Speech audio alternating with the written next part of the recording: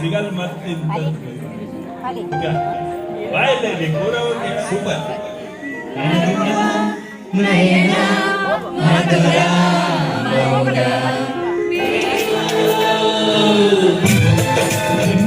ಜೀತ ಗಿಟ್ಟ ಜೀತ ಜೀತ ತಗತ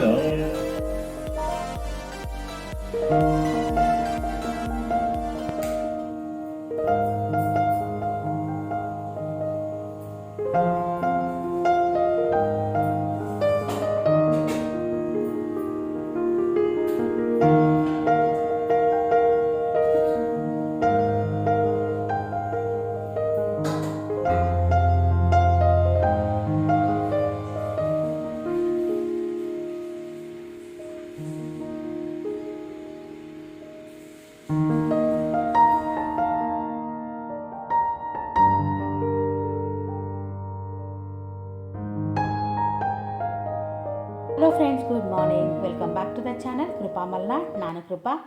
2 ದಿನದಿಂದ ಮದುವೆ ಮನೆ ಕಡೆನೇ ಆಗಿಬಿಟ್ಟಿದ್ವಿ. ಹಾಗಾಗಿ ಇವತ್ತು ಮದುವೆ ಮನೆ ಕಡೆ ಹೋಗೋದು ಬೇಡ ಅಂತ ನಾನು ನಮ್ಮ ಮನೆಯವರು ಡಿಸೈಡ್ ಮಾಡ್ಕೊಂಡಿದ್ವಿ. ಇವತ್ತು ಮೆಹಂದಿ ಇರೋದು. ನಮ್ಮ ಮನೆಯವ್ರು ನೆನೆನೇ ಇದೆ ಅಂತ ಹೇಳಿದರು, ಆದರೆ ಇರೋದು ಇವತ್ತು ಮೆಹಂದಿ. ಸಂಜೆ 5 ಗಂಟೆ ಮೇಲೆ ಬನ್ನಿ ಅಂತ ಹೇಳಿದರು. ನಾನು ನಿನ್ನೆ ಹೋದಾಗ ಹೇಳಿದರು, ನಾನಿವತ್ತು ಹೋಗೋದು ಬೇಡ ಅಂತ ಅಂದ್ಕೊಂಡಿದ್ದೆ.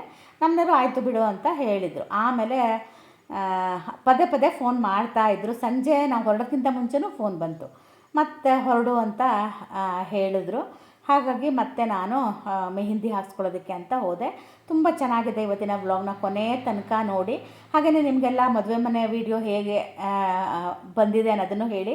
ವೀಡಿಯೋನ ಸ್ವಲ್ಪ ಲೇಟಾಗಿ ಮಾಡ್ತಾಯಿದ್ದೀನಿ. ಮದುವೆ ಮನೆ ಆದಮೇಲೆ ನನಗೆ ಹುಷಾರಿಲ್ದಂಗೆ ಆಗಿಬಿಡ್ತು. ಹಾಗಾಗಿ ಹಬ್ಬದ ವೀಡಿಯೋ ಕೂಡ ಸ್ವಲ್ಪ ಲೇಟಾಗಿ ಬರುತ್ತೆ. ಹಬ್ಬನೂ ಈ ಸಲ ನಾನು ನಮ್ಮ ಮನೇಲಿ ಮಾಡಿಲ್ಲ, ಬೇರೆ ಎಲ್ಲೋ ಒಂದು ಕಡೆ ಮಾಡಿದೆ. ಎಲ್ಲಿ ಅಂತ ನೋಡೋಣ, ಕಮೆಂಟ್ ಹಾಕಿ. ಹಾಗೆ ಪಾತ್ರೆಗಳೆಲ್ಲ ವಾಶ್ ಮಾಡಿದ್ದಿತ್ತಲ್ವ, ತುಂಬ ಪಾತ್ರೆಗಳೇನು ಇರಲಿಲ್ಲ. ಯಾಕಂದರೆ ನಾವು ಮನೇಲೇ ಇರ್ತಾ ಇರಲಿಲ್ಲಲ್ಲ. ಹಾಗಾಗಿ ಬೆಳಗ್ಗೆ ಸಂಜೆ 2 ಹೊತ್ತು ಹೊರಗಡೆನೇ ಇರ್ತಾಯಿದ್ವಿ. ಬೆಳಗ್ಗೆ ಮಾತ್ರ ತಿಂಡಿ ಒಂದು ಆಗ್ತಾಯಿತ್ತು ಮನೆಯಲ್ಲಿ. ನಾಳೆಗೆ ನಾನು ದೋಸೆ ನೆನೆಸೋಣ ಅಂತ ಹೇಳಿ ದೋಸೆಗೆ ಎಲ್ಲ ರೆಡಿ ಮಾಡ್ತಾಯಿದ್ದೀನಿ. ಇದು ಅಕ್ಕಿ ಸ್ವಲ್ಪ ಈ ಸಲ ಅಷ್ಟೊಂದು ಕ್ಲೀನಾಗಿ ಇರಲಿಲ್ಲ. ಹಾಗಾಗಿ ನಾನು ಸ್ವಲ್ಪ ಅಕ್ಕಿನ ಕೇರಿ ಅದರಲ್ಲಿ ಕಸ ಏನಾದರೂ ಇದ್ದರೆ ತೆಗೆದುಬಿಟ್ಟು ಅಕ್ಕಿ ಅನ್ನಕ್ಕೂ ಹಾಕ್ತೀನಿ. ಹಾಗೆ ದೋಸೆಗೂ ಕೂಡ ಅದೇ ಥರ ನೆನೆಸ್ತಾ ಇದ್ದೀನಿ. ಸ್ವಲ್ಪ ದೋಸೆ ಹಿಟ್ಟನ್ನ ಜಾಸ್ತಿ ಮಾಡಿಟ್ಕೊಂಡ್ರೆ ನನಗೆ ಉಪಯೋಗ ಆಗುತ್ತೆ ಅಂತ ದೋಸೆಗೆ ಸ್ವಲ್ಪ ಜಾಸ್ತಿ ನೆನೆಸ್ತಾ ಇದ್ದೀನಿ. ಬೆಳಗ್ಗೆ ಬೇಗ ಎದ್ದಿದ್ದೆ. ಇವತ್ತು ಸ್ವಲ್ಪ ಗೊತ್ತಲ್ವ, 2 ದಿನ ಹಾಗಂಗೆ ಕೆಲಸ ಮಾಡೋದು ಹೋಗೋದು ಆಗ್ತಾಯಿತ್ತು. ಅದಕ್ಕೆ ಇವತ್ತು ಸ್ವಲ್ಪ ಮನೆ ಕ್ಲೀನ್ ಮಾಡ್ಕೊಳ್ಳೋಣ ಅಂತ ಅಂದ್ಕೊಂಡೆ. ಆದರೆ ಮನೆ ಕ್ಲೀನ್ ಮಾಡೋಕ್ಕೇನು ಆಗಲಿಲ್ಲ. ನೋಡಿ ಎಷ್ಟೊಂದು ಇಬ್ಬನಿ ಬೀಳ್ತಾ ಇದೆ ಅಂತ. ಮನೆಯವರು ಊರಿಗೆ ಹೋಗಿದ್ರೆ ತುಂಬ ಕತ್ಲೆ ಇತ್ತು. ಹಾಗಾಗಿ ನೀನು ಒಳಗಡೆ ಎಲ್ಲ ಕೆಲಸ ಮಾಡ್ಕೊ, ಹೊರಗಡೆ ಬರಬೇಡ ಅಂತ ಹೇಳಿದರು. ಅದಕ್ಕೆ ನಾನು ಕೂಡ ಹೊರಗಡೆ ಬರಲೇ ಇಲ್ಲ. ಅಂದರೆ ಇನ್ನೂ ನಾನು ರಂಗೋಲಿ ಎಲ್ಲ ಹಾಕಿಲ್ಲ, ಕಸ ಎಲ್ಲ ಹೊಡೆದೆ. ಒಂದೇ ಸಲ ನಾನು ನೆಲನೂ ಒರೆಸ್ಕೊಬೇಡ ಅಂದ್ಕೊಂಡೆ, ಆಮೇಲೆ ಒರೆಸ್ಲಿಲ್ಲ. ನಾನು ದೋಸೆಗೆ ನೆನೆಸ್ತಾ ಇದ್ದೀನಿ. 3 ಲೋಟ ಅಕ್ಕಿ ಹಾಕಿದ್ದೀನಿ. ಅದಕ್ಕೆ ನಾನು ಒಂದು 2 ಮುಷ್ಟಿಯಷ್ಟು ಉದ್ದಿನಬೇಳೆ ಹಾಕಿದ್ದೀನಿ. ಒಂದು ಮುಷ್ಟಿಯಷ್ಟು ಕಡಲೆಬೇಳೆ, ಒಂದು 5 ಚಮಚದಷ್ಟು ನಾನು ಮೆಂತೆನ ಹಾಕಿದ್ದೀನಿ. ನಾನು ಸ್ವಲ್ಪ ದೋಸೆಗೆ ಮೆಂತೆ ಜಾಸ್ತಿ ಹಾಕ್ತೀನಿ, ಅದು ಆರೋಗ್ಯಕ್ಕೆ ಒಳ್ಳೆಯದು ಅಂತ. ಕೆಲವೊಬ್ಬರೆಲ್ಲ ಮೆಂತೆನ ಒಂದು 8-10 ಕಾಳಷ್ಟು ಹಾಕ್ತಾರೆ, ಹಂಗೆ ಹಾಕಲ್ಲ ನಾನು. ಮೆಂತೆನ ಸ್ವಲ್ಪ ಜಾಸ್ತಿ ಹಾಕ್ತೀನಿ. ಹಾಕಿ ನೋಡಿ, ಕಹಿ ಏನೋ ಬರಲ್ಲ, ಚೆನ್ನಾಗಿರುತ್ತೆ. ನಾನು ಹೊರಗಡೆ ಎಲ್ಲ ರಂಗೋಲಿ ಎಲ್ಲ ಹಾಕಿ ಬಂದಮೇಲೆ ನಾನು ದೋಸೆಗೆ ಅಕ್ಕಿನ ನೆನೆಸಿದೆ. ಅದೆಲ್ಲ ಕೆಲಸ ಆಯ್ತಲ್ವ. ಹಾಗೆ ಟೀ ಕುಡ್ಕೊಬಿಡೋಣ ಅಂತ ಟೀ ಕುಡಿದ್ಬಿಟ್ಟು ನೆಕ್ಸ್ಟ್ ಇವತ್ತು ಏನೇನು ಕೆಲಸ ಇದೆ ಅನ್ನೋದನ್ನು ಮಾಡ್ಕೋಬೇಕು. ಹಾಗೆ ಇವತ್ತು ತಿಂಡಿ ಏನು ಅನ್ನೋದನ್ನು ಕೂಡ ನಾವು ವಿಡಿಯೋನ ಕೊನೆ ತನಕ ನೋಡಿ ಗೊತ್ತಾಗುತ್ತೆ.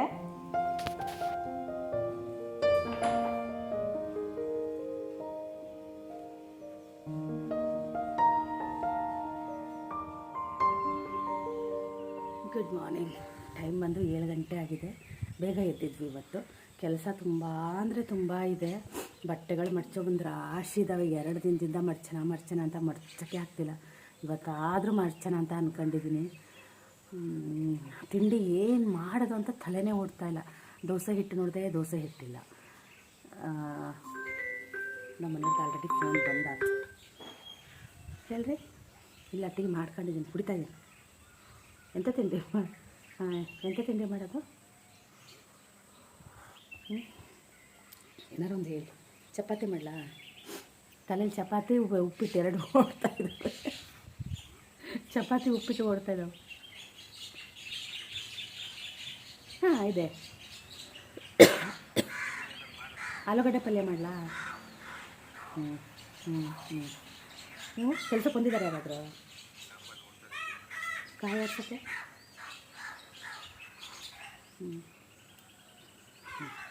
ಇವತ್ತು ಕ್ಯೂರಿಂಗ್ ಮಾಡಿಲ್ಲ, ರೆಗ್ಯುಲರ್ ಮಾಡೋಣ. ಮಾಡೋಕ್ಕಾಗಲಿಲ್ಲ, ಮತ್ತು ಬಟ್ಟೆ ಹಸಿ ಆಗಿಬಿಡುತ್ತದು. ಹಾಕ್ತೀನಿ.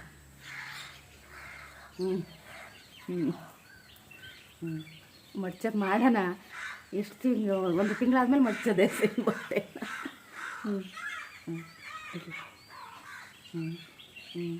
ಇವತ್ತು ಕೇಳ್ಕೊ ಬರ್ರಿ, ಹೋಗಿ. ಇಲ್ಲ, ಬಟ್ಟೆ ರಾಶಿ ನೋಡಿ ಅವರಿಗೂ ತಲೆ ಕಿತ್ತೋಗಿದೆ. ಬಟ್ಟೆ ಇವತ್ತು ವಾಶಿಗೂ ಹಾಕಬೇಕು. ನೆನ್ನೆ ಹಾಕೋಣ ಅಂದ್ಕೊಂಡೆ, ನಿನ್ನೆ ಕರೆಂಟ್ ಯಾಕೋ ಇರಲಿಲ್ಲ. ಇವತ್ತೇನಾಗಿದೆ ಅಂದರೆ ನಮ್ಮದು ಮೇಲ್ಗಡೆ ರೂಮಿಂದು ನಲ್ಲಿ ನೀರು ಯಾಕೋ ಬರ್ತಾಯಿಲ್ಲ, ಸಣ್ಣ ಬರ್ತಾಯಿದೆ. ನನಗೆ ಅದು ಯಾಕೋ ಒಂಥರ ವಾಸನೆ ಬಂದಂಗೆ ಅನ್ನಿಸ್ತು. ನಾನು ಅಂದೆ ಇವರಿಗೆ ಯಾಕೋ ವಾಸನೆ ಥರ ಆಗಿದೆ ರೀ ಅಂತ.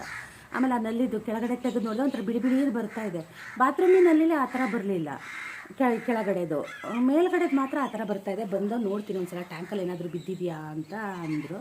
ಅದನ್ನು ನೋಡಿಸ್ಬೇಕು. ತಿಂಡಿ ಅಯ್ಯೋ ರಗಳೆ ಆಗಿ ಬಂದು ಒಂದು ಸಲ. ಇವತ್ತು ಯಾಕೋ ಗೊತ್ತಿಲ್ಲ, ನಂಗೆ ಅಡುಗೆ ಮನೆಗೆ ಹೋಗೋಕ್ಕೆ ಒಂಥರ ಬೇಜಾರಾಗಿದೆ. ಯಾವಾಗಲೂ ಎದ್ದು ಬಂದ ತಕ್ಷಣ ಒಂದು ಖುಷಿಯಿಂದ ಶುರು ಮಾಡ್ತಾಯಿದ್ದೆ. ಇವತ್ತು ಅಡುಗೆ ಮನೆಗೆ ಹೋದರೆ ನಂಗೆ ಬೇಜಾರಾಗ್ತಾಯಿದೆ. ಒಂದು ಸ್ವಲ್ಪ ಪಾತ್ರೆಗಳಿದ್ದಾವೆ, ಅದನ್ನು ವಾಶ್ ಮಾಡಬೇಕು. ನೀರು ಬಿಡಬೇಕಿತ್ತು ಗಿಡಕ್ಕೆ, ಕ್ಯೂರಿಂಗ್ ಮಾಡಬೇಕಿತ್ತು ಸೈಡಿಗೆ ಕಟ್ಟೆಗೆಲ್ಲ. ಅದು ಮಾಡಲ್ಲ. ಅದೇನಾಗಿದೆ ಅಂದರೆ ಪೈಪು ಒಂದು ಸಣ್ಣ ಹೋಲ್ ಆಗಿಬಿಟ್ಟಿದೆ. ಅದು ನಾನು ಹಿಂಗೆ ಹಿಡಿದಾಗ ಮೈಯೆಲ್ಲ ಒದ್ದೆ ಆಗುತ್ತೆ. ಅದಕ್ಕೆ ಮಾಡೋಕ್ಕೆ ಹೋಗಿಲ್ಲ. ಬಂದಮೇಲೆ ಮಾಡ್ತೀನಿ ಅತ್ಲಾಗೆ. ನಮ್ಮನೆಯವ್ರು ಏನಂದ್ರೆ ಆ ನೀರು ಸಣ್ಣ ಬರೋದಕ್ಕೆ ಟ್ಯಾಂಕಲ್ಲಿ ನೀರು ಖಾಲಿಯಾಗಿದೆ ಅಂತಾರೆ. ಸಂಜೆ ನೀರು ಬಿಟ್ಟು ಟ್ಯಾಂಕ್ ತುಂಬಿಸಿದ್ದಾರೆ ಅವರೇನೆ, ನಾನು ಹೋಗಿಲ್ಲ. ಅದು ಹೆಂಗೆ ಖಾಲಿ ಆಯಿತು ಅಂತ ನನಗೆ. ಆಮೇಲೆ ನಲ್ಲಿಗೆ ತೆಗೆದು ನೋಡಿದೆ ನಾನು. ಅವಾಗ ಅದ್ರಲ್ಲಿ ತುಂಬ ಕಸ ಇತ್ತು, ಬಿಳಿ ಕಸ, ಒಂಥರ ವಾಸನೆ ಅನ್ನಿಸ್ತಾ ಇತ್ತು. ಅದೇ ಬಂದವ್ರು ನೋಡ್ತಾರೆ ಅಂತ ಟೀ ಕೊಡ್ಕೊತೀನಿ. ಚಪಾತಿನೇ ಮಾಡ್ತೀನಿ. ನನಗೆ ಏನಾದ್ರು ಪಲ್ಯ ಸಿಗುತ್ತಾ ಅಂತಾರೆ. ನಾನು ಚಟ್ನಿ ಮಾಡ್ತೀನಿ ಅಂತ, ಕಾಯಿ ಚಟ್ನಿ ಮಾಡ್ತೀನಿ ಅಂತ. ಎಂಥದೂ ಇಲ್ಲ ತರಕಾರಿ ಅಂದರೆ ಪಲ್ಯ ಮಾಡೋಂಥದ್ದು. ಬೀಟ್ರೋಟು ಇಲ್ಲ, ಮತ್ತಿನ್ನೆಂಥದ್ದು ಮೂಲಂಗಿ ಇದ್ದಾವೆ. ಯಪ್ಪ, ನಂಗೆ ಯಾಕೋ ಮೂಲಂಗಿ ಅಂದರೆ ನನಗೆ ಹಿಂಗಾಗುತ್ತೆ, ಯಾಕೆ ಅಂತ ಗೊತ್ತಿಲ್ಲ. ಅವತ್ತೊಂದಿನ ಬೇಯಿಸಿದಾಗ ವಾಸನೆ ಬಂದಿತ್ತು. ಸಾಂಬಾರು ಚೆನ್ನಾಗಾಗುತ್ತೆ, ಮೂಲಂಗಿದು ಪಲ್ಯ ಮಾಡ್ತಾರೆ, ಚೆನ್ನಾಗಾಗುತ್ತೆ. ಒಗ್ಗರಣೆ ಪಲ್ಯ ನಾನು ಮಾಡಲ್ಲ. ಅದಕ್ಕೇನೆ ಇವತ್ತು ತಿಂಡಿದ ತಲೆ ಬಿಸಿ ಅಲ್ಲ, ನಾಳೆ ಅದಕ್ಕೆ ದೋಸೆನೇ ನೆನೆಸ್ಬಿಟ್ಟೆ. ಈಗ ನಂಗೆ ಆಮೇಲೆ ಮರ್ತು ಹೋಗಿಬಿಡುತ್ತೆ. ಟೀ ತಣ್ಣಗಾಯ್ತು, ಬಿಸಿ ಮಾಡ್ಕೊಂಡ್ರೆ ಟೇಸ್ಟ್ ಬರಲ್ಲ.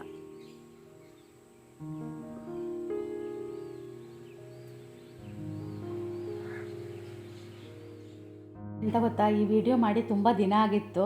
ಹಾಗಾಗಿ ನನಗೆ ನಿಜ ಹೇಳ್ತೀನಿ, ತಿಂಡಿನ ಆಗಲೇ ಹೇಳಿದೆ ಗೊತ್ತಾ, ಏನು ತಿಂಡಿ ಮಾಡ್ತೀನಿ ಅಂತ. ವಿಡಿಯೋನ ಕೊನೆ ತನಕ ನೋಡಿ ಅಂತ ನನಗೆ ಮರ್ತೋಗಿತ್ತು, ಏನು ತಿಂಡಿ ಮಾಡಿದ್ದೀನಿ ಏನು ಎತ್ತ ಅಂತ. ನಮ್ಮನೆಯವ್ರ ಹತ್ರ ಮಾತಾಡಬೇಕಿದ್ರೆ ನಂಗೆ ಗೊತ್ತಾಗಿದ್ದು, ನಾನು ಇವತ್ತು ಚಪಾತಿ ಮಾಡಿದ್ದೀನಿ ಅಂತ ಹೇಳಿ. ಹಾಲು ನಾವು ಇರ್ತಿರ್ಲಿಲ್ಲಲ್ಲ, ಹಾಗಾಗಿ ಹಾಲು ಸ್ವಲ್ಪ ಜಾಸ್ತಿ ಇತ್ತು.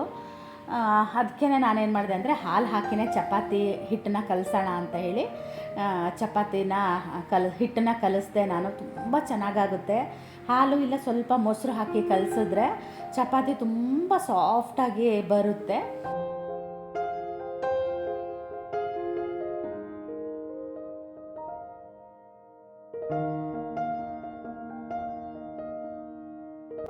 ಹೊರಗಡೆನೇ ಬೇಯೋಕ್ಕಾಗದೆ, ಅದು ಬೇಯೋ ತನಕ ನನಗೆ ಟೈಮ್ ಇತ್ತಲ್ವ.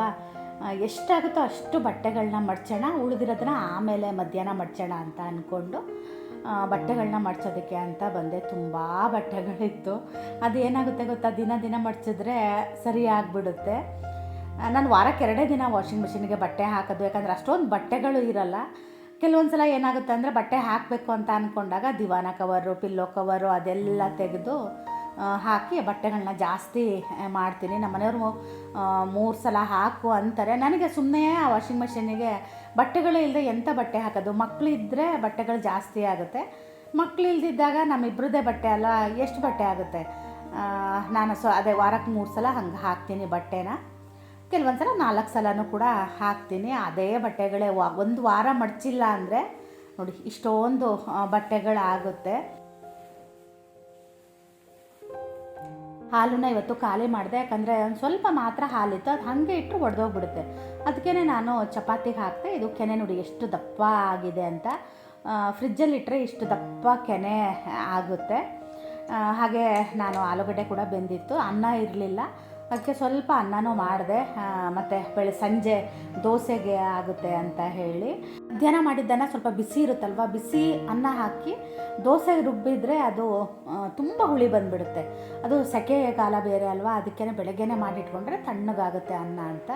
ಇಲ್ಲಾಂದರೆ ಅವಲಕ್ಕಿ ಇಲ್ಲ ಮಂಡಕ್ಕಿ ಕೂಡ ಹಾಕಿ ಮಾಡ್ಬೋದು. ನನಗೆ ಅನ್ನ ಹಾಕಿದ್ರೇ ಇಷ್ಟ ಆಗುತ್ತೆ, ಹಾಗಾಗಿ ಅನ್ನನೇ ನಾನು ಬೆಳಗ್ಗೆನೇ ಮಾಡಿಕೊಂಡೆ. ಆಲೂಗಡ್ಡೆ ಪಲ್ಯಕ್ಕೆ ನಾನು ಈರುಳ್ಳಿನೂ ಕೂಡ ಹೆಚ್ಕೊಂಡೆ. ಮೆಂತ್ಯ ಸೊಪ್ಪಿದೆಯಾ ಅಂತ ನೋಡಿದೆ, ಯಾವುದೇ ಸೊಪ್ಪಿಲ್ಲ. ಕೊತ್ತಂಬರಿ ಸೊಪ್ಪಿದೆ, ಅದು ಕೂಡ ಬಾಡಿ ಹೋಗಿತ್ತು. ಮೆಂತ್ಯ ಸೊಪ್ಪು ಹಾಕಿದ್ರೆ ಚೆನ್ನಾಗಾಗುತ್ತೆ. ಇಲ್ಲಾಂದರೆ ಸ್ವಲ್ಪ ಇದು ಬಟಾಣಿ ಇರುತ್ತೆ ಗೊತ್ತಾ, ಅದನ್ನು ಕೂಡ ಬೇಯಿಸಿ ಹಾಕ್ಬೋದು. ಇವತ್ತು ಏನೂ ಹಾಕಬೇಕು ಅಂತ ಅನ್ನಿಸ್ಲಿಲ್ಲ. ನಿಜ ಹೇಳ್ತೀನಿ, ಮದುವೆ ಮನೆಗೆ ಹೋಗಿ ಬಂದಮೇಲೆ ಕೆಲಸ ಮಾಡೋಕ್ಕೆ ಬೇಡ, ಮೈಯೆಲ್ಲ ಒಂಥರ ಭಾರ ಅನ್ನಿಸ್ತಾ ಇತ್ತು. ಆದರೆ ಕೆಲಸ ಅಂತೂ ಮಾಡಲೇಬೇಕಲ್ವ, ಅದಕ್ಕೆ ಮಾಡ್ತಾ ಇದ್ದೀನಿ. ಹಾಗೆ ನಮ್ಮ ಮನೆಯವರು ಕೂಡ ಊರಿಂದ ಹೊರಟೆ, ಬೇಗ ಬರ್ತೀನಿ ಅಂತ ಹೇಳಿದ್ರು. ನನ್ನದು ಕೆಲಸ ಲೇಟೇ ಆಗೋಗಿತ್ತು. ನಾನು ಬಟ್ಟೆನ ಸ್ವಲ್ಪ ಮಾತ್ರ ಮಡಚಿ ಬರೋಣ ಅಂತ ಇದ್ದೆ ಅಲ್ಲ, ಮತ್ತು ಮಡಚ್ತಾ ಇದ್ದೀನಲ್ವಾ, ಆಮೇಲೆ ಮತ್ತೆ ಬಂದು ಮಡ್ಚೋದು ಏನು ಅಂತ ಹೇಳಿ ಬಟ್ಟೆ ಎಲ್ಲ ಮಡಚಿ ಅದರ ಜಾಗಕ್ಕೆಲ್ಲ ಇಟ್ಟು ಬಂದೆ. ಅಷ್ಟೊತ್ತಿಗೆ ಟೈಮು ಆಗಿಬಿಟ್ಟಿತ್ತು. ಮತ್ತು ನಮ್ಮ ಮನೆಯವರು ಹೊರಟಿದ್ದೀನಿ ಅಂದ್ರಲ್ವ, ಅವ್ರು ಬರೋದ್ರೊಳಗೆ ಚಪಾತಿ ಉದ್ದಿದ್ರೆ ಬಂದ ತಕ್ಷಣ ಬೇಯಿಸಿ ಕೊಡೋಕ್ಕಾಗುತ್ತೆ ಅಂತ ಚಪಾತಿನೂ ಕೂಡ ಉತ್ತಾ ಇದ್ದೀನಿ.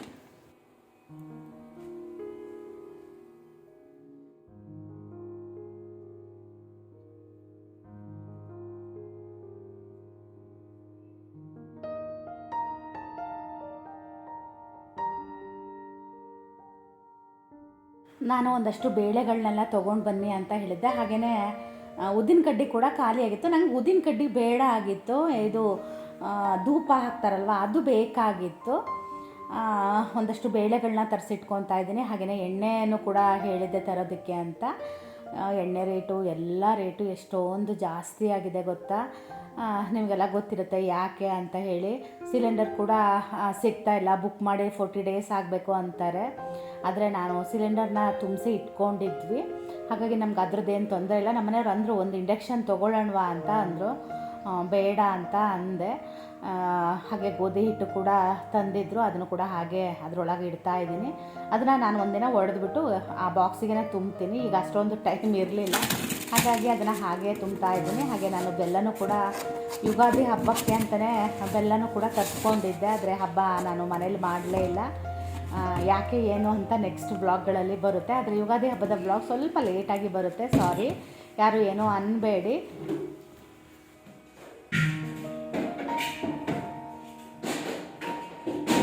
ಎಣ್ಣೆನ ಯಾವಾಗಲೂ ನಾವು ಪ್ಯಾಕೆಟಲ್ಲೇ ತೊಗೊತಾ ಇದ್ವಿ, ಅದು ಸಿಕ್ಕಲಿಲ್ಲಂತೆ. ಹಾಗಾಗಿ ನಮ್ಮನೆಯವರು ಅದು ಕ್ಯಾನನ್ನೇ ತಂದಿದ್ದಾರೆ. ಮಧ್ಯಾಹ್ನ ಸ್ವಲ್ಪ ಒಗ್ಗರಣೆ ಮಜ್ಜಿಗೆ ಮಾಡು ಅಂತ ಹೇಳಿದ್ರು, ಹಾಗಾಗಿ ಒಗ್ಗರಣೆ ಮಜ್ಜಿಗೆ ಮಾಡ್ತಾಯಿದ್ದೀನಿ. ಹಾಗೆ ನಂದು ಟ್ರೈಪೋಡ್ ಒಂದೇ ಇತ್ತು, ಅದಕ್ಕೆ ಇನ್ನೊಂದು ಟ್ರೈಪೋಡನ್ನು ಆರ್ಡ್ರ್ ಹಾಕಿದ್ದೆ. ಅದು ಕೂಡ ಇವತ್ತು ಬಂತು. ಅದು ಹೇಗಿದೆ ಏನು ಅಂತ ನೋಡಿದೆ, ಚೆನ್ನಾಗಿದೆ. ನಾನು ತುಂಬ ಸಣ್ಣ ಟ್ರೈಪೋಡ್ ತೊಗೊತಾ ಇದ್ದೆ, ಅದು ಅಷ್ಟು ಚೆನ್ನಾಗಿ ಆಗ್ತಿರ್ಲಿಲ್ಲ. ಇದು ತುಂಬಾ ಚೆನ್ನಾಗಿ ಇದೆ. ಮೀಶೋದಲ್ಲಿ ಚಿನ್ನಿ ಕೇಳಿದ್ದೆ, ಅವಳು ಆರ್ಡ್ರ್ ಹಾಕಿದ್ಲು. 250 rupees ಏನೋ, ಆರಾಮಾಗಿ ಕೊಡ್ಬೋದು. ನಾನು ಡೆಲ್ಲಿಗೆ ಹೋದಾಗ ಫಸ್ಟು ತೊಗೊಂಡು ಬಂದಿದ್ದೆ, ಆಮೇಲಿಂದ ನಂಗೆ ಆ ಟ್ರೈಪೋಡೇ ಇಷ್ಟ ಆಗ್ತಾಯಿತ್ತು, ಅದನ್ನೇ ನಾನು ತೊಗೊಂಡೆ. ಹಾಗೆ ನಂದು ಮಧ್ಯಾಹ್ನ ಸ್ನಾನ ಪೂಜೆ ಎಲ್ಲ ಆಯಿತು. ಈಗ ನಾನು ಸಾರು ಕೂಡ ಮಾಡಿ ಆಯಿತು. ಈಗ ನಾವು ಮೆಹಂದಿಗೆ ಅಂತ ಹೋಗ್ತಾ ಇದ್ದೀವಿ, ಬನ್ನಿ. ಇವತ್ತು ಮತ್ತೆ ಮದುವೆ ಮನೆಗೆ ಹೊರಟಿದ್ದೀವಿ. ಫೋನ್ ಮೇಲೆ ಫೋನು 5 ಗಂಟೆಗೆಲ್ಲ ಬನ್ನಿ ಅಂತ ಹೇಳಿದರು. ನಮಗೆ ಅದು ಒಂಥರ ಮದುವೆ ಮನೆ ಜಡ್ರು ಅಂತಾರೆ ಗೊತ್ತಾ, ಆ ಥರ. ನಂಗೆ ಮಧ್ಯಾಹ್ನ ಮಲಗಿದ್ದೀನಿ, ಮೊಬೈಲ್ ನೋಡ್ತಾ ಇದ್ದೀನಿ, ಇವ್ರು ಏನಕ್ಕೋ ಹೋಗಿದ್ರು ಹೊರಗಡೆ. ಹಾಗೆ ನಿದ್ದೆ ಮಾಡಿದ್ದೀನಿ. ಚಿನ್ನಿ ಫೋನ್ ಮಾಡಿದ್ದಾಳೆ ನನಗೆ, ಯಾಕಾದರೂ ಮಾಡಿದ್ದಾಳೆ ಅಂತ. ಆಮೇಲೆ ಗೊತ್ತಾಗಿದ್ದು ನನಗೆ ಟೈಮ್ ಆಗೋಗಿದೆ ಅಂತ. ಆಮೇಲೆ ದೋಸೆಗೆ ನೆನೆಸಿದ್ದೆ, ದೋಸೆಗೂ ರುಬ್ಬಿ ಈಗ ಹೊರಟು 2-3 ಫೋನ್ ಬಂತು. ಜೊತೆ ಮೇಲೆ ಬನ್ನಿ ಅಂತ ಹೇಳಿದಾರಪ್ಪ, ಎಂತಕ್ಕೇನೋ ಗೊತ್ತಿಲ್ಲ. ಇವ್ರು ನಾನು ಬಿಟ್ಟು ಪೇಟೆಗೆ ಹೋಗ್ತೀನಿ ಅಂತ ಹೇಳಿದರು. ಆಮೇಲೆ ಅವ್ರ ಫೋನ್ 2 ಸಲ ಫೋನ್ ಬಂತು, ಜೊತೆ ಮೇಲೆ ಬನ್ನಿ ಅಂತ. ಸಂಗೀತ ಕೂಡ ಇದೆಯಂತೆ. ನೋಡೋಣ, ಸ್ವಲ್ಪ ವೀಡಿಯೋನ ಮಾಡ್ಕೊತೀನಿ. ಅಲ್ಲೆಲ್ಲ ಸಿಕ್ಕಾಗ ವೀಡಿಯೋ ಮಾಡ್ಕೊತಾರ ಅನಿಸುತ್ತೆ. ಪ್ರತಿ ಸಲನೂ ಇದೇ ಹೇಳಿದ್ದೀನಿ ನಾನು. ಅದರಲ್ಲೂ ಸ್ವಲ್ಪ ಸ್ವಲ್ಪ ಮಾಡ್ಕೊತೀನಿ. ಆದರೆ ಸಂಗೀತ ಇದ್ದಾಗ ನಾನು ಆಡಿಯೋ ಹಾಕಕ್ಕೆ ಬರಲ್ಲ, ಬರೀ ವಿಡಿಯೋ ಮಾತ್ರ ಹಾಕ್ಬೋದು. ಮ್ಯೂಸಿಕ್ ಹಾಕಿ ನೋಡೋಣ. ಅದೇ ಎಲ್ಲರಿಗೂ ಮೆಹಂದಿ ಹಾಕಿಸ್ತಾರಂತೆ. ನನಗಂತೂ ಮೊದಲೇ ಮೆಹಂದಿ ಅಂದರೆ ಇಷ್ಟ. ಎಲ್ಲರಿಗೂ ಹಾಕ್ತಾರಂತೆ ಹೇಳ್ತಾ ಇದ್ರು. ಶಿವಮೊಗ್ಗದಿಂದ ತುಂಬ ಜನ ಬರ್ತಾರಂತೆ ಕೂಡ. ಎಲ್ಲರಿಗೂ ಮೆಹಂದಿ ಹಾಕ್ತಾರಂತೆ. ಹಾಕ್ಕೊಂಡ್ರೆ ನಾನು ನಿಮಗೆ ತೋರಿಸ್ತೀನಿ. ನಾಳೆ ಮತ್ತೆ ಹೋಗಬೇಕು. ನಾಳೆ ಹೆಣ್ಣು ಹೊಣ್ಸೋದು, ಸಂಜೆ ರಿಸೆಪ್ಷನ್ ಇರುತ್ತೆ, ನಾಡ್ದು ಧಾರೆ ಇರುತ್ತೆ. ವಿಡಿಯೋ ಯಾವಾಗ ಬರುತ್ತೋ ಹೆಂಗೆ ಬರುತ್ತೋ ಏನೋ ಗೊತ್ತಿಲ್ಲ, ನೋಡೋಣ. ಆದಷ್ಟು ನಾನು ವಿಡಿಯೋಗಳನ್ನ ಮಾಡ್ಕೊಳಕ್ಕೆ ಟ್ರೈ ಮಾಡ್ತಾ ಇದ್ದೀನಿ. ಮನೆದೊಂದು ಸ್ವಲ್ಪ ಇಲ್ಲಿದೊಂದು ಸ್ವಲ್ಪ ಹಾಕೋಣ ಅಂತ. ಅಟ್ಲೀಸ್ಟ್ ಒಂದು 20 ಮಿನಿಟ್ಸ್ ತರೂ ವಿಡಿಯೋ ಆಗಿರಬೇಕು. ನಂಗೆ ಎಡಿಟ್ ಮಾಡಿದಾಗ ಒಂದು 15 to 18 ಮಿನಿಟ್ಸ್ದು ವಿಡಿಯೋ ಸಿಗಬೇಕು ಅಂತ ಇದರಲ್ಲಿ ಹಾಕ್ತಾ ಇದ್ದೀನಿ. ಬೆಳಕು ಜಾಸ್ತಿ ಬರೋದಕ್ಕೆ ಕಾಣ್ತಾ ಇಲ್ಲ ನಿಮಗೆ. ಮಧ್ಯಾಹ್ನ ಊಟನೂ ಸ್ವಲ್ಪ ಮಾಡಿದ್ವಿ. ಕಲ್ಲಂಗಡಿ ಹಣ್ಣಿತ್ತು, ಕಲ್ಲಂಗಡಿ ಹಣ್ಣು ಚೆನ್ನಾಗಿ ತಿಂದ್ವಿ ಅಲ್ಲ. ನಾನು ಇವರು ಬಿಸಿಲು ಅಂದರೆ ಎಂಥ ಬಿಸಿಲಿದೆ ಗೊತ್ತಾ. ಆದರೆ ಅವ್ರ ಮನೆ ಎದುರುಗಡೆ ಚಪ್ರ ಹಾಕಿದ್ದಕ್ಕೆ ಸ್ವಲ್ಪನೂ ಸೆಕೆ ಅಂತ ಅನ್ಸಲ್ಲ. ಅದೊಂದು ಚೆನ್ನಾಗಿ ಏನೋ ನಡೀತಾ ಇದೆ ಫಂಕ್ಷನ್. ಡ್ಯಾನ್ಸ್ ಎಲ್ಲ ನಡೀತೈತಲ್ರಿ, ಜಾತ್ರೆನಾ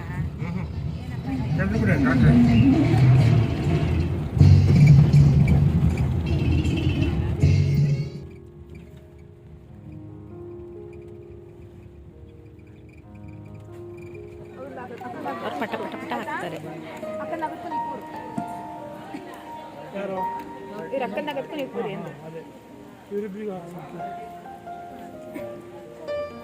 ಏನದು ಬರೀತಿದಾರಲ್ಲ,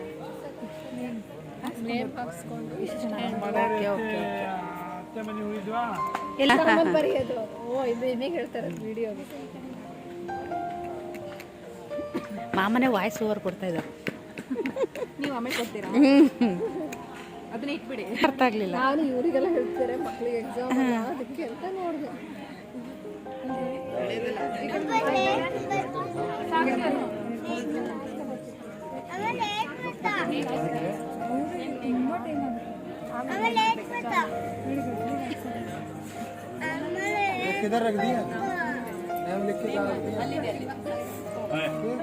और स्टार्ट ಮಾಡೋಣ ಬ್ರೇಕ್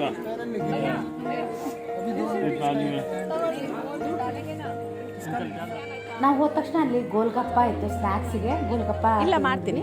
ಹಾಗೆ ಮೆಹಂದಿ ಹಾಕ್ತಾ ಇದ್ರು ಎಲ್ಲರಿಗೂ. ಅಂದರೆ ಯಾರ್ಯಾರು ಮೆಹಂದಿಗೆ ಅಂದರೆ ಅವತ್ತು ಯಾರ್ಯಾರು ಬಂದಿದ್ದಾರೆ ಎಲ್ಲ ಹೆಣ್ಮಕ್ಳಿಗೂ ಮೆಹಂದಿನ ಹಾಕ್ತಾಯಿದ್ರು. 3 ಜನ ಬಂದಿದ್ರು. ನಾವು ಹೋದಾಗ ಫಸ್ಟ್ 3 ಜನ ಹಾಕ್ತಾಯಿದ್ರು.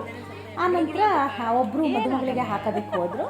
ಆಮೇಲೆ ನಾವೆಲ್ಲ ಹಾಕ್ಸ್ಕೊತಾ ಇದ್ದೀವಿ. ಇವಳು ಕೂಡ ನನ್ನ ಸಿಸ್ಟರ್, ಇವಳು ಕೊನೆಯವಳು.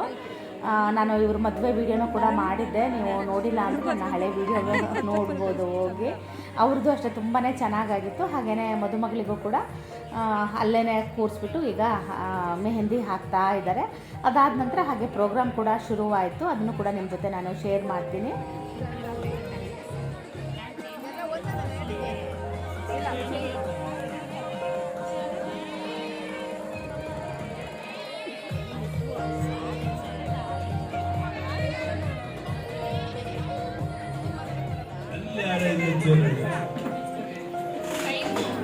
ಸುರೇಶ ನಿಜ ಒಂದು ಹಾಡು ಸಿಗಲ್ ಮತ್ತೆ ಬಾಯಲ್ಲಿ ಕೂರವ್ರು ಹೇಳೋದಿಲ್ಲ.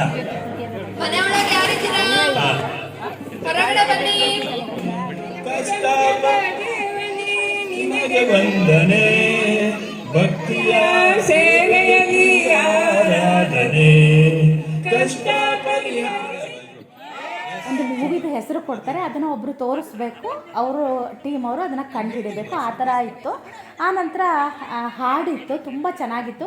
ಕೆಲವೊಂದು ಹಾಡುಗಳನ್ನ ಅವರು ಸೆಲೆಕ್ಟ್ ಮಾಡಿ ಅದನ್ನು ನಮಗೆಲ್ಲ ಒಂದೊಂದು ಕಾಪಿ ಕೊಟ್ಟರು. ಕೆಲವೊಂದನ್ನು ಸ್ಕ್ಯಾನ್ ಮಾಡಿಕೊಂಡ್ರೆ ಅದು ಸ್ಕ್ಯಾನಲ್ಲಿ ಆ ಕಾಪಿದು ಲಿರಿಕ್ಸ್ ಎಲ್ಲ ಬರ್ತಾಯಿತ್ತು. ಅದನ್ನು ನೋಡಿಬಿಟ್ಟು ಒಬ್ಬರು ಹಾಡು ಹೇಳ್ತಾರೆ, ಅವ್ರ ಜೊತೆಗೆ ನಾವು ಕೂಡ ಹಾಡು ಹೇಳೋದು. ತುಂಬ ಚೆನ್ನಾಗಿತ್ತು. ನನಗೆ ಆ ಕಾನ್ಸೆಪ್ಟ್ ತುಂಬಾ ಇಷ್ಟ ಆಯಿತು. ಯಾಕಂದರೆ ತುಂಬ ಜನ ಹಾಡು ಬರ್ತಿರುತ್ತೆ, ಹಾಡು ಹೇಳಿರಲ್ಲ. ಇಲ್ಲಿ ಅದೊಂದು ಅವಕಾಶ ಎಲ್ಲರಿಗೂ ಸಿಕ್ತು. ಇವರು ತುಂಬ ಚೆನ್ನಾಗಿ ಪ್ರೋಗ್ರಾಮ್ನ ನಡೆಸಿ ಕೊಟ್ಟರು. ನಂಗೆ ತುಂಬಾ ಇಷ್ಟ ಆಯಿತು. ಸೂಪರ್.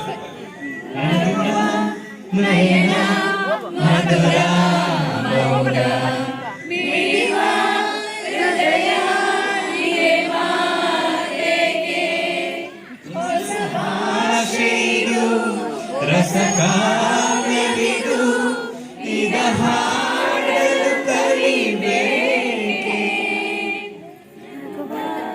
ನಯನ ಮಧುರ ಮೌನ ಮಿಡಿವ ಹೃದಯ ಇದೆ ಮಾತೆ ದಶಕೆ ಕುಣಿದು ತಾಳಕ್ಕೆ ಕುಣಿದು ನಲಿದು ತಾಳಕ್ಕೆ ನಲಿದು ನನ್ನಂತೆ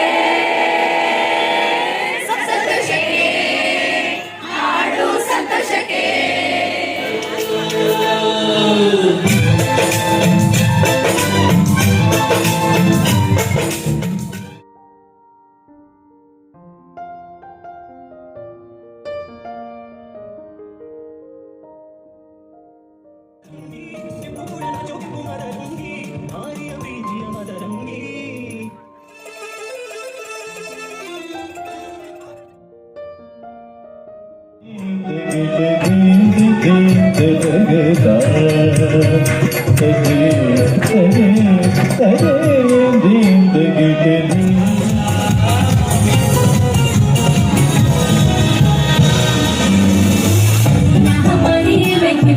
प्यारी रे प्यारी रे